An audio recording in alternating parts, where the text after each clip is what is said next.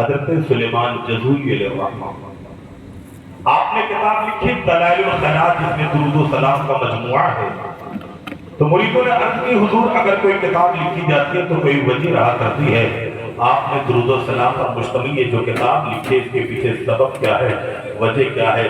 حضرت سلیمان جزولی فرماتے ہیں ایک مرتبہ میں اپنے مریدوں کے ساتھ مراکش کی گلی کوچوں میں نکلا ہوا تھا، ایسے سنا میں نماز ظہر کا وقت ہو گیا، ہم پانی تلاشنے لگ گئے کہ کہیں پانی مل جائے ہم وضو بنا کر کے نماز پڑھ لیں.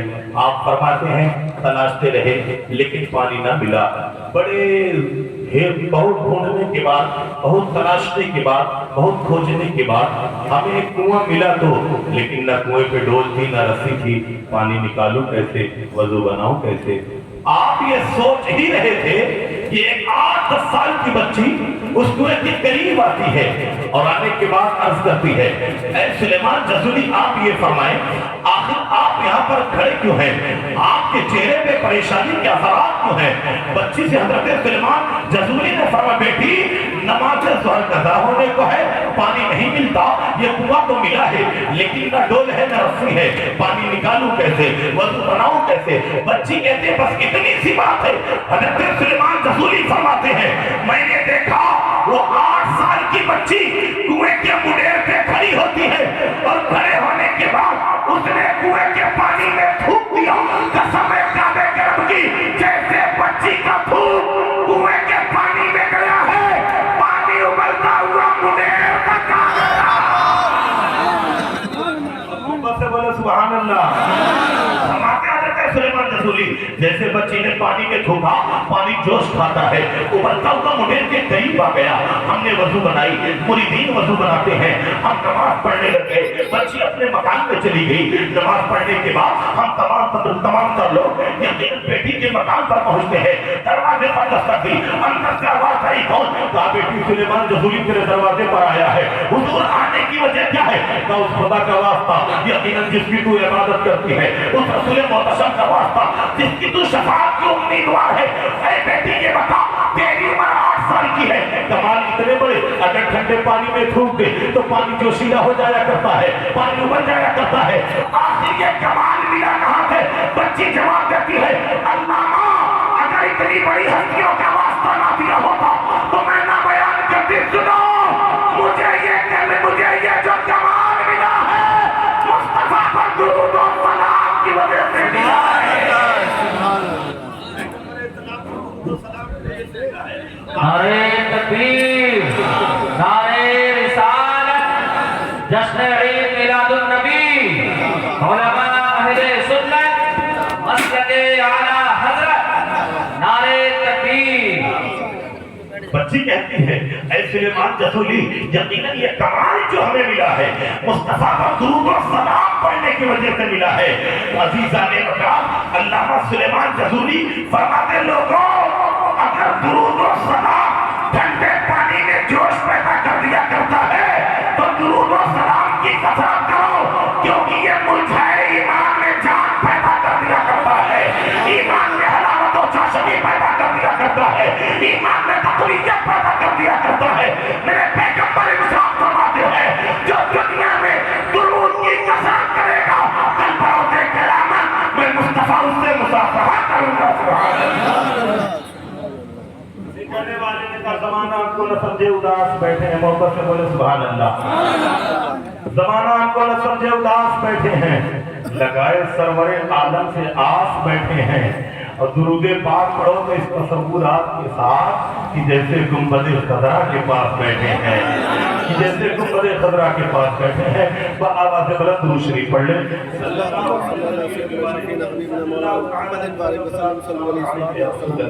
عزیزان وقت آج ہم اور آپ یہاں محفل میلاد میں شرکت کی ہوئے ہیں. سوال کیا جاتا ہے یہ بتاؤ تم میلاد مناتے ہو؟ کیا صحابہ نے میلاد منایا؟ کیا اللہ کے رسول نے میلاد منایا؟ کیا بزرگان دین نے میلاد منایا؟ سنو اللہ رب العزت نے بھی اپنے انبیاء کی میلاد کو بیان فرمایا. حضرت آدم کی میلاد کا ذکر اللہ نے قرآن میں فرمایا، حضرت عیسیٰ علیہ السلام کی میلاد کا ذکر اللہ نے قرآن میں فرمایا.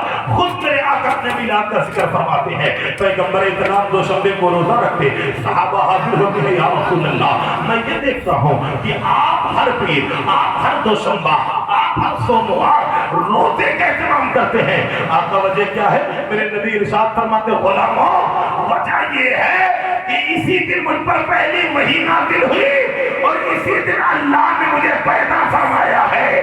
ہم سال میں ایک مرتبہ میلاد مناتے ہیں، لیکن میرے مصطفیٰ ہر ہفتے اپنی میلاد کا انعقاد کرتے تھے، ہر ہفتے میلاد منایا کرتے تھے۔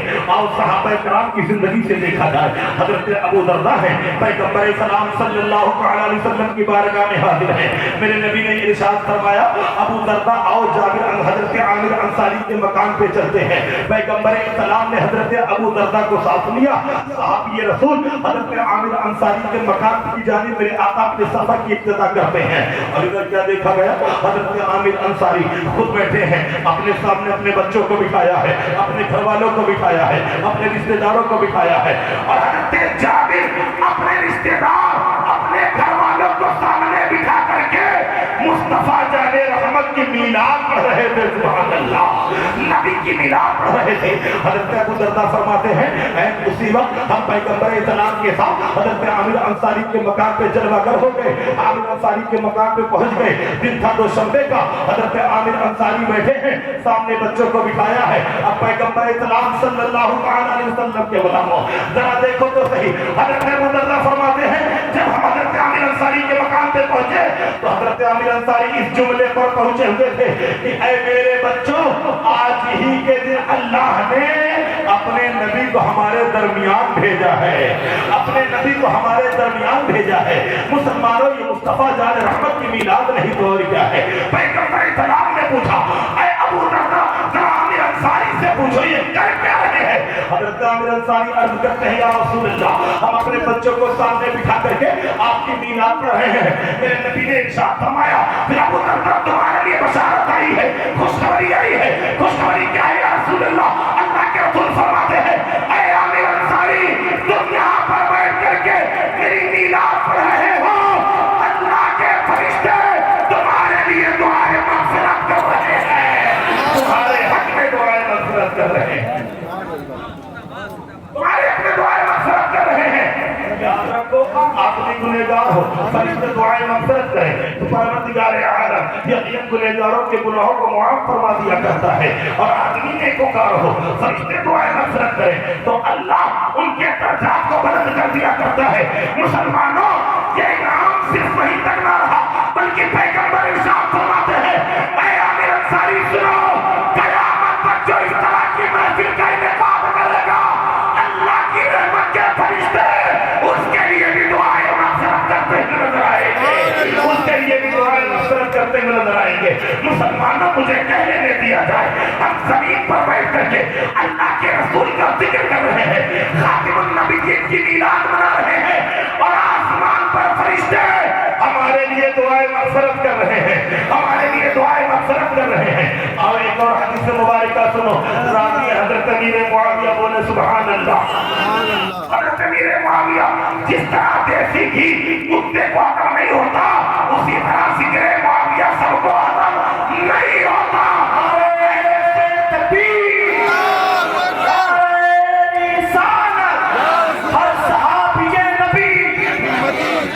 جنتی جنتی ہر صحابی نبی جنتی، نعرہ تکبیر، نعرہ رسالت۔ مسلمانوں، ہم اہل سنت والجماعت ہیں، ہمارے ایک ہاتھ میں دامن اہل بیت ہے، دوسرے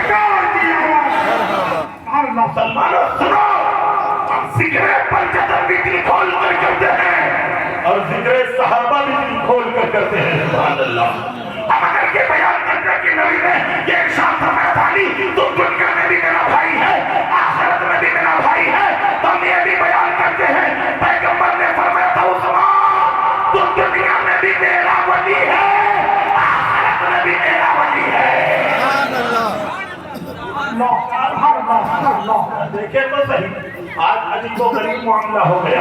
عجیب عجیب ٹائٹل کے ساتھ لوگ آتے ہیں اور آئے اہل سنت سے کھلواڑ کرتے ہیں. کسی کے نام کے سامنے مداحی لگا ہے, کسی کے نام کے سامنے قادری لگا ہے, کسی کے نام کے سامنے وارثی لگا ہے, کسی کے نام کے سامنے مسعودی لگا ہے, اور یہ آ کر کے عقائد اہل سنت سے کھلواڑ کرتے ہیں. کہیں صحابہ کی شان میں بے ادبی, کہیں اہل بیت اطہار کی شان میں گستاخی. مجھے کہنے دیا جائے اور اگر کوئی تمہارے سامنے کسی بھی ٹائٹل سے آئے اور یقیناً کسی صحابی کی گستاخی کرے تو دامن پکڑ لینا اور کہنا جناب والا مجھے کئی نئے پیر کے بات کی ضرورت نہیں, مجھے پیران پیر کی بات سناؤ, مجھے نئے حضرت کے بات کی ضرورت نہیں, مجھے آدھا حضرت کی باتیں بتاؤ.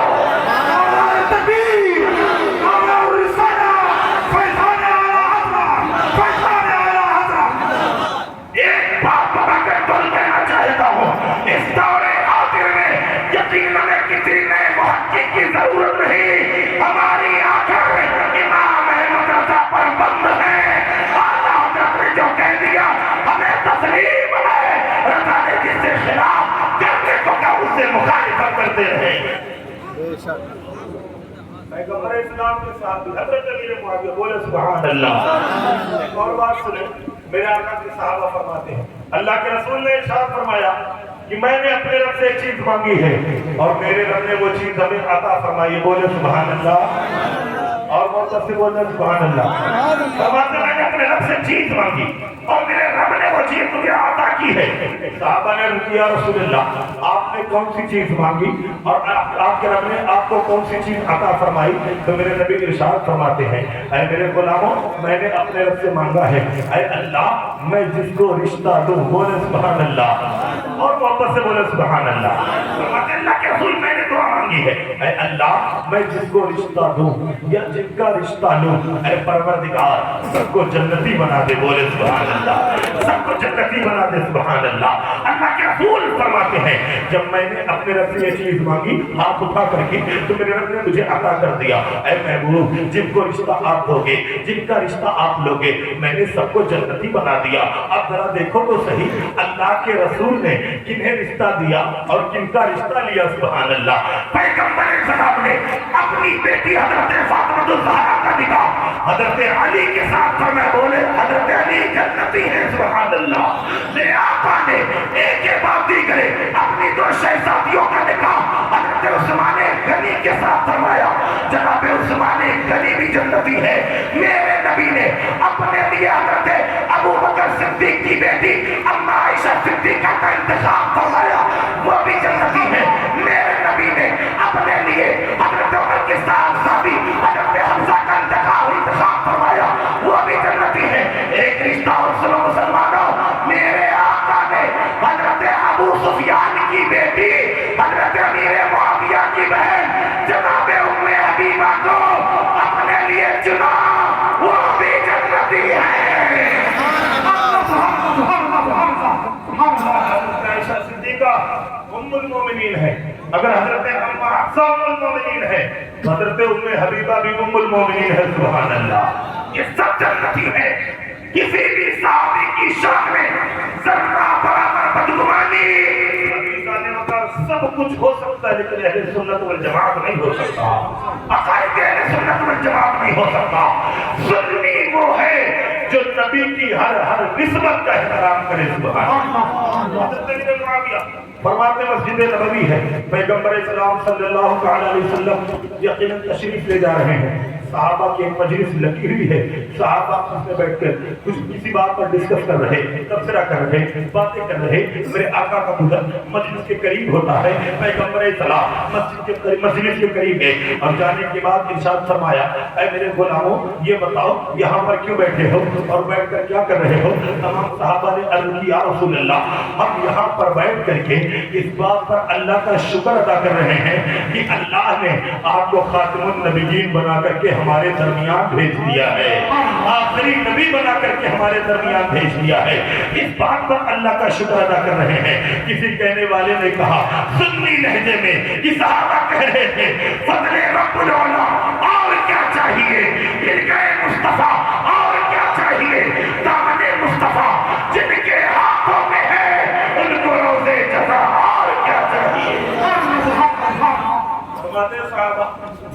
रसूल अल्लाह, इस बात पर हम अल्लाह का शुक्र अदा कर रहे हैं कि अल्लाह रब्बुल इज्जत ने आपको आखिरी नबी बना करके हमारे दरमियान भेजा। अब नबी का ये पूछना तो ये ना समझे कि पैगंबर इस्लाम को पता नहीं था, नबी अबू बकर को इल्म नहीं था, पैगंबर इस्लाम जानते नहीं थे। आओ मैं बताऊं, बुखारी शरीफ का हदीस मुबारक, पैगंबर इस्लाम की बारगाह में हजरत उम्मे हारिसा तशरीफ लाती है। आने के बाद अर्ज करती है, या रसूल अल्लाह, मेरा बेटा हारिसा शहीद हो गया, मेरा बेटा हारिसा शहीद हो गया। ऐ पैगंबर इस्लाम, अगर मेरा बेटा जन्नत में चला गया है तो हमें बता दे, मैं सब्र कर लेती हूँ। अगर बेटा जन्नत में नहीं गया तो पैगंबर इस्लाम मुझे मेरे बेटे पर खूब रोने दे, खूब रोने की इजाजत दे दे। पैगंबर इस्लाम को कह देना चाहिए था, ऐ उम्मे हारिसा सुनो, मेरे बेटे की शहादत के बाद हम तमामी लोगों ने उसे जमीन के नीचे दफन कर दिया, हमें क्या पता वो कहाँ है। लेकिन पैगंबर इस्लाम इरशाद फरमाते हैं, हारिसा की अम्मी सुनो, अल्लाह की बेशुमार जन्नतें हैं और खुदा ने तेरे बेटे हारिसा को जन्नत में आला मकाम दे रखा है, जन्नत में आला मकाम दे रखा है। जन्नत है कहाँ? सात आसमान के ऊपर। मुसलमानों, मुझे कहने दे दिया जाए, जो नबी जमीन पर रह करके सात आसमान के ऊपर के हालात से वाकिफ हो, क्या वो मदीने में बैठे, मस्जिद नबवी में बैठे, सहाबा के अमाल से वाकिफ होते हैं? नबी जन्नत के हालात से वाकिफ हो, सहाबा के अमाल से वाकिफ ना था, पैगंबर इस्लाम बखूबी जानते थे। क्योंकि हमारा अकीदा है, अल्लाह के रसूल सल्लल्लाहु अलैहि वसल्लम को परवरदिगार आलम ने इल्म गैब अता फरमा रखा है। क्योंकि आला हज़रत फरमाते हैं, यकीनन पैगंबर इस्लाम सल्लल्लाहु अलैहि वसल्लम के इल्म गैब के मुतालिक सच्ची सरकार आला हज़रत फरमाते हैं, और कोई गैब क्या तुमसे नेहा हो भला, और कोई गैब क्या तुमसे नेहा हो भला, जब ना खुदा ही छुपा तुम पे करोड़ों दुरूद। याद रखो मुसलमानों, यकीनन दौरे हाजिर में आला हज़रत अहले सुन्नत वल जमात की पहचान है। बोले सुभान अल्लाह, सुभान अल्लाह।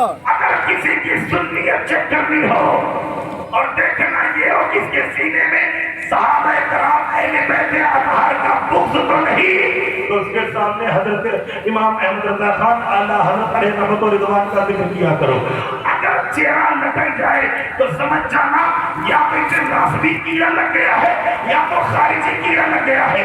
क्योंकि एक सैयद साहब बयान करते हैं, लोगों, आला हज़रत की मोहब्बत और आला हज़रत पैगंबर इस्लाम के दीन का ऐसा सिपाही है कि जिसके सीने पर बैठ जाया करते हैं, इनका इश्क जिनके सीने में आ जाया करता है, फिर उसके सीने में ना तो सहाबा का बुग़्ज़ जाया करता है, ना अहले बैत की नफ़रत जाया करती है।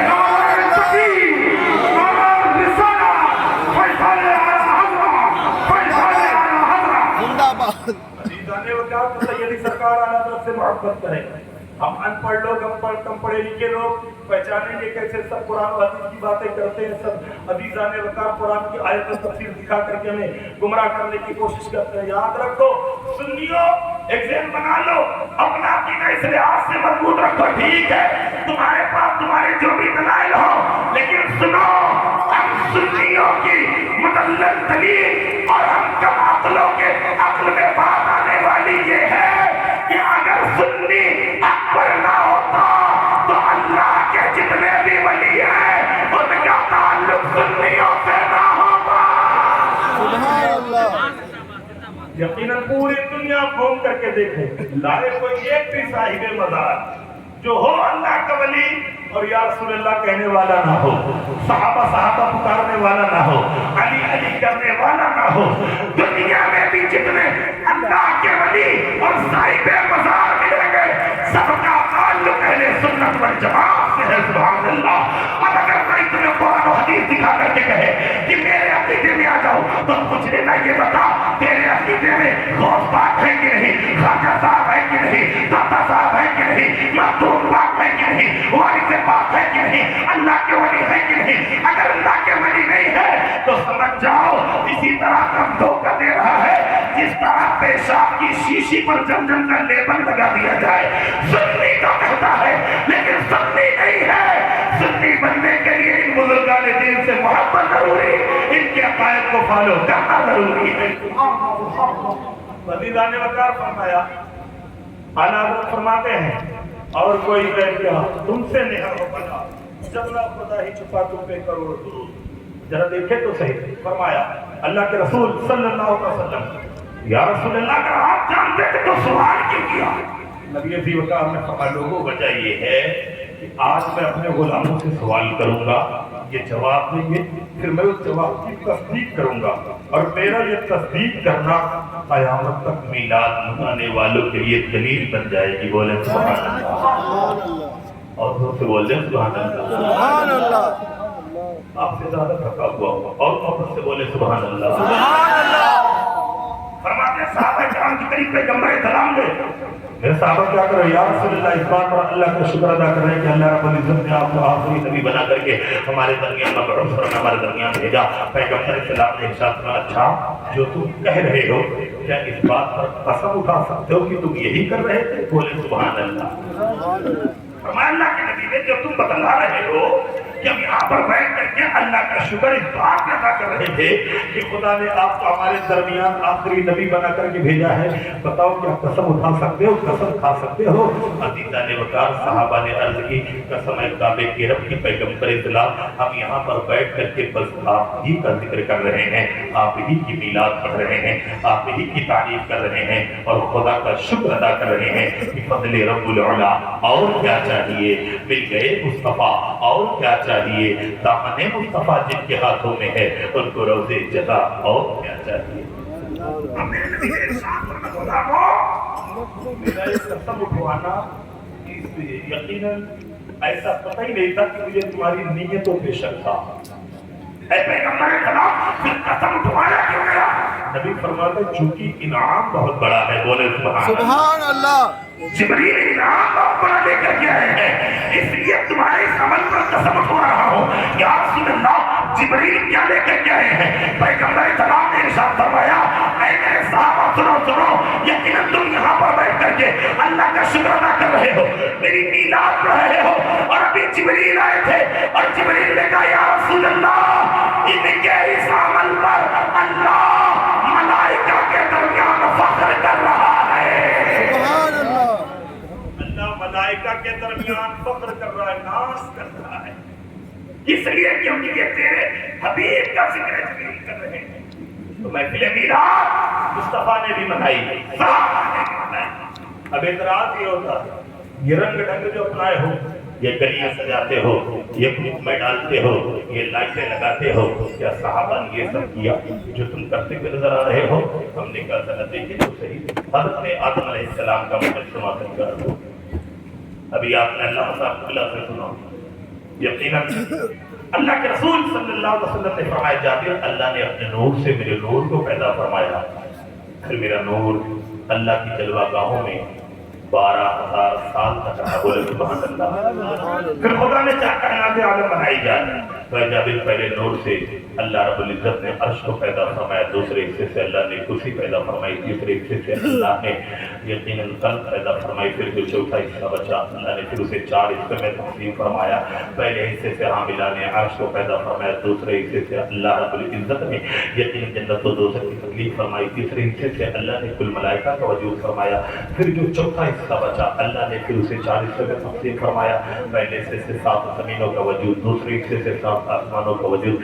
نبی بیان کریں صحابہ سنیں ایسا لگ رہا تھا بنانے والی ذات رب کی بنا رہی تھی اور ذات محمد ملاحظہ کر رہی تھی. سبحان اللہ. سبحان اللہ. گویا میرے نبی فرما رہے لوگوں سنو، نور خدا سے صرف نور مصطفیٰ بنا، اور نور مصطفیٰ سے اللہ نے کائنات عالم کا وجود فرمایا.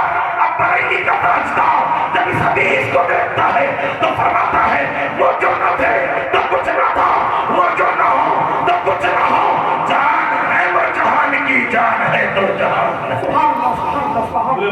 نور محمدی سے اللہ نے کائنات عالم کو پیدا فرمایا. حضرت آدم کو مجسمہ تیار کیا گیا. عزیزان وقار تاریخ بتاتی ہے جناب آدم کی پشت مبارک میں روح ڈالی گئی، باہر آ گئی. میرے مولا اندھیرا ہے، تاریکی ہے، گھٹن محسوس ہوتی ہے. تب اللہ نے اپنے محبوب کا نور جبین آدم میں ڈالا. حضرت آدم کی جبین میں نور محمدی داخل کیا گیا. اب فرشتے کو روح ڈالی گئی، قرار مل گیا، ٹھہر گئے. عزیزان وقار اللہ رب العزت نے ملائکہ کو حکم دیا اے فرشتوں آدم کو سجدہ کرو. کسی کہنے والے نے کہا وہ سجدہ جناب آدم کے لیے صرف نہیں تھا بلکہ جبین آدم میں چمک رہے نور محمدی کے لیے بھی تھا. سبحان اللہ. رو گئی جناب آدم نے آنکھ کھولی, نگاہوں کے سامنے بینر ہے, پوسٹر ہے, لکھا ہوا لا الہ الا اللہ محمد رسول اللہ. حضرت آدم نے یہ کلمہ پڑھا. اب خدا کی بارگاہ میں عرض کرتے میرے مولا آخر یہ کون سی ذات ہے جس کا نام تیرے نام کے ساتھ ہے؟ اب کچھ لوگ کہنے لگے لوگوں نبی ان پڑھ تھے, نبی ان پڑھ تھے. ہم نے کہا بتاؤ جناب آدم علیہ السلام نے کون سے مدرسے میں داخلہ لیا تھا کہ آپ کھلتے ہی بینر پڑھ رہے ہیں؟ پتا چلا اللہ کا نبی ان پڑھ نہیں ہوتا, نبی وہ ہوتا ہے جسے خدا پڑھا کر بھیجا کرتا ہے. سبحان اللہ. حضرت آدم نے بینر پڑھا ہے اللہ یہ ذات, یہ کس ذات کی نام ہے, یہ کس ذات کا نام ہے جو تیرے نام کے ساتھ لگا ہوا ہے. اللہ رب العزت عزیزان وقار فرماتا ہے آدم یہ اس کا نام ہے, اگر اسے پیدا کرنا مقصود نہ ہوتا تو میں تمہیں بھی نہ بناتا. بولے سبحان اللہ. تھوڑا وقت ہوتے دن حاضر میں محبت سے بولے سبحان اللہ. سبحان اللہ. اگر انہیں پیدا کرنا مقصود نہ ہوتا تو میں تمہیں نہ بناتا. اے آدم سنو, اگر انہیں پیدا کرنا مقصود نہ ہوتا تو زمین کا وجود نہ ہوتا, آسمان کا وجود نہ ہوتا, چاند و سورج نہ بنائے جاتے, برگ و ثمر کا وجود نہ ہوتا, خشک و تر معارض وجود میں نہ آتے, کائنات عالم کی کوئی چیز تخلیق نہ کی جاتی. اے آدم سنو, اگر میں نے تمہیں پیدا کیا ہے تو اسی محمد کے صدقے آسمان کو سجایا ہے کمکموں سے, اسی محمد کے صدقے زمین کو سجایا ہے سبزوں سے, اسی محمد کے صدقے کلیوں کو چٹکنا ملا ہے, اسی محمد کے صدقے پھولوں کو مہکنا ملا ہے, اسی محمد کے صدقے یقین عزیزہ نے وقت بلبل کو چہکنا ملا ہے, اسی محمد کے صدقے موجوں کو روانی ملی ہے, اسی محمد کے صدقے حوروں کو جوانی ملی ہے, اسی محمد کے صدقے. اے آدم اگر محمد کو پیدا کرنا مقصود نہ ہوتا تو مجھے نہ چاند کو چاندنی ملتی, نہ سورج کو روشنی ملتی, نہ ستاروں کو جگمگانا ملتا, نہ پھولوں کو مہکنا ملتا. ہم نے کیا بندے ایک خدا نے ایک محمد کے لیے پوری دنیا سجا دی. ہم نے گلیاں سجائی تو کون سا برا کیا, ہم نے مسجدیں سجائی تو کون سا برا کیا, ہم نے مکان سجائے تو کون سا برا کیا. یقیناً مصطفیٰ جان رحمت کے لیے سجانا یہ سنت الہی ہے. نعرہ تکبیر, نعرہ رسالت, سرکار کی آواز, سرکار کی آواز. مرحبا. عزیزان بتا پیغمبر اسلام صلی اللہ علیہ وسلم کے دیوانوں ذرا دیکھو کیسے جناب والا حضرت ابو بکر صدیق کے زمانے میں اتنی بار محفل میلاد آئی لیکن جناب صدیق اکبر نے اس طرح اہتمام نہیں کیا. جناب عمر فاروق کے زمانے میں اتنی بار محفل میلاد آئی لیکن انہوں نے اس طرح اہتمام نہیں کیا. حضرت عثمان غنی ذو النورین کے زمانے میں کئی مرتبہ محفل میلاد آئی, انہوں نے اس طرح اہتمام نہیں کیا. کیا تم صحابہ سے بڑھ کر کے عاشق ہو, کیا تم صحابہ سے بڑھ کر کے دیوانے ہو, کیا تم صحابہ سے بڑھ کر کے متوالے ہو. ہم نے کہا ٹھیک تیرا اعتراض اپنی جگہ لیکن ذرا دیکھ تو صحیح یہ اعتراض جاتا کہاں ہے. ہم کا جناب والا یہ مستحب عمل ہے, ہم کرتے ہیں یقیناً نیک نیتی سے کرتے تو اللہ ثواب دیتا ہے. کہنے لگا جناب والا اسلام میں ہر نیا کام بدعت ہے, ہر بدعت گمراہی ہے. ہم نے کہا اگر یہی معاملہ ہے تو امام بخاری کو کیا کہے گا کہ بیٹے علامہ سلیم رضا صاحب کو ان سے سوال کرے. قرآن کے بعد سب سے صحت کے لحاظ سے سب سے عظیم کتاب کا نام بخاری شریف ہے اور بخاری شریف کتنے دنوں میں لکھی گئی؟ 16 سال میں لکھی گئی ہے. 16 سال میں حضرت امام بخاری نے بخاری شریف کو لکھا ہے. آخر اتنا لمبا وقت کیوں لگا, ٹائم کیوں لگا, سمے کیوں لگا؟ تو آپ جانتے ہو حضرت امام بخاری جب حدیث لکھنے لگتے تو حدیث لکھنے سے پہلے غسل کرتے اور 2 رکعت نماز نفل پڑھتے. بولے سبحان اللہ. سبحان اللہ. حدیث لکھنے سے پہلے غسل کرتے اور 2 رکعت نماز نفل پڑھتے. اچھا اسی طریقے کا عمل حضرت امام مالک کا ہے. آپ کے پاس کوئی فقہ کا سوال پوچھنے آتا تو آپ جیسے ہوتے نکل کر کے بتلا دیتے, لیکن اگر پتہ چلتا کہ آنے والا حدیث پڑھنے کے لیے آیا ہے تو حضرت امام مالک جاتے غسل کرتے, غسل کرنے کے بعد نیا لباس پہنتے, نیا لباس پہننے کے بعد سر پہ امامہ سجاتے, امامہ سجانے کے بعد اوپر سے ایک چادر ڈالتے, پھر ایک خاص تخت پر بیٹھتے اور عود کی خوشبو سامنے عزیزان وقار جلائی جاتی, پھر آپ حدیث سنایا کرتے تھے. سبحان اللہ. سبحان اللہ. ذرا غور کریں حضرت امام بخاری حدیث لکھتے ہیں کس طرح. حدیث لکھنے سے پہلے غسل کرتے ہیں, غسل کرنے کے بعد 2 رکعت نماز نفل پڑھتے ہیں. اب کوئی بخاری سے سوال کرے اے بخاری یہ بتاؤ کیا قرآن میں اس کا حکم دیا گیا کہ حدیث لکھنے سے پہلے غسل بھی کرنی ہے, 2 رکعت نماز نفل بھی پڑھنی ہے؟ یا اللہ کے رسول نے اس کے بارے میں حکم فرمایا ہے کہ جب بھی حدیث لکھے ہوئے لکھنے سے پہلے غسل بھی کرو گے، 2 رکعت نماز نفل بھی پڑھو گے؟ کیا صحابہ نے اس طرح عمل پیش کیا کہ حدیث لکھنے سے پہلے وہ یقیناً غسل بھی کرتے ہو، 2 رکعت نماز نفل بھی پڑھتے ہو؟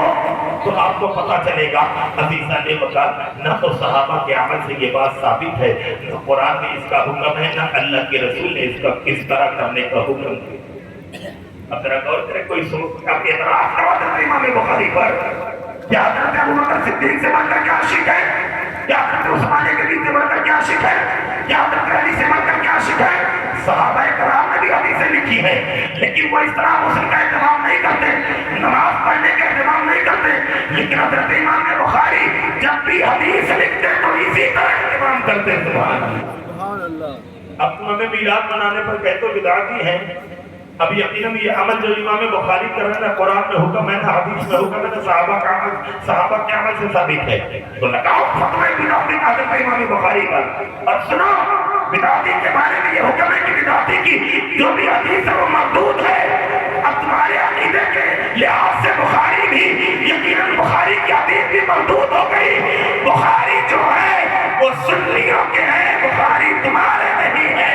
عزیزان وقار اب کوئی ہم سے سوال کرے کہ محفل میلاد آتی ہے، ابو بکر نے اس طرح نہیں کیا، عمر نے اس طرح نہیں کیا، عثمان نے اس طرح نہیں کیا، تم کیوں کرتے ہو؟ ہم نے کہا کیونکہ ہمارے سامنے ہمارے بزرگ کی سیرت موجود ہے۔ حدیث لکھتے وقت ابو بکر نے غسل نہیں کیا، نماز نہیں پڑھی، حضرت عمر نے غسل نہیں کیا، نماز نہیں پڑھی، حضرت عثمان نے غسل نہیں کیا، نماز نہیں پڑھی، امام بخاری نے کیا ہے۔ اب بخاری کی سیرت کو نگاہوں کے سامنے رکھ کر کے محفل میلاد کا انعقاد کرتے ہیں۔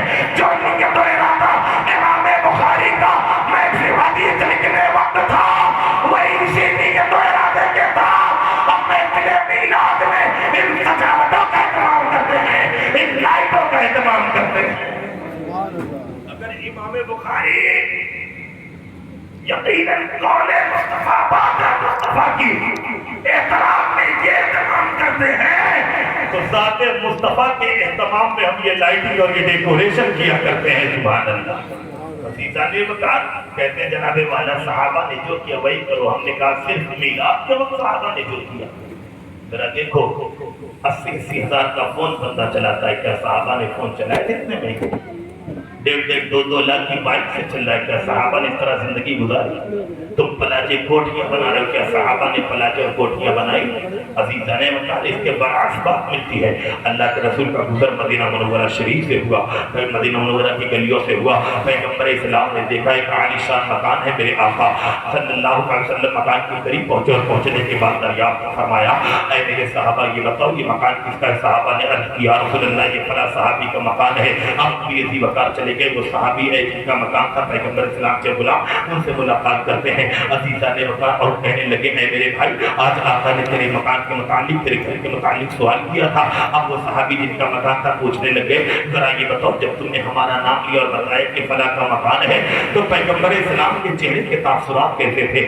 نبی عزیز وقار صلی اللہ علیہ وسلم کے چہرے پر خوشی کے آثار تھے کہ نہیں تھے؟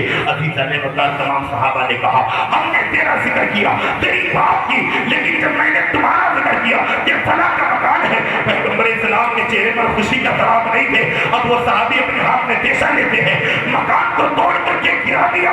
پیغمبر اسلام صلی اللہ علیہ وسلم کا گزر پھر ہوا، میرے آقا نے پوچھا یہاں پر عالی شان مکان ہوا کرتا تھا وہ کیا ہو گیا؟